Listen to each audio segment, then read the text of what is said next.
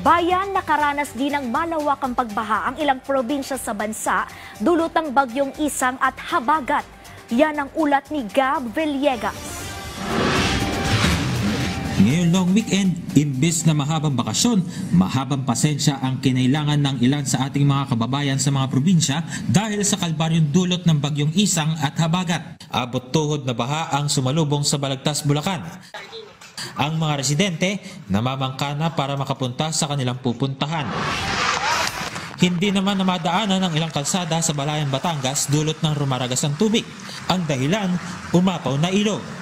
Ayon sa ilang residente, hindi na sila nakapasok ng trabaho dahil sa tindi ng baha sa kanilang lugar.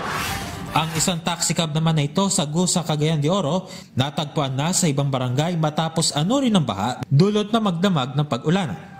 Pagsikat ng araw, ito na ang tumambad sa mga residente ng Cagayan. Buwis buhay naman ang pagtawid sa rumaragasang ilog na ito sa Cagayan. Makikita sa video na tinatakbo na ng mga residente ang tulay sa pangambang mahagip na mabilis na ragasan ng tubig. Ilang kotse at motorsiklo rin ang lakas loob na tinawid ang tulay. Ilang sandali pa, tuluyan ng nilamon ng tubig ang tulay na nagdudugtong sa dalawang bayan. Gab Villegas para sa Pambansang TV sa Bagong Pilipinas.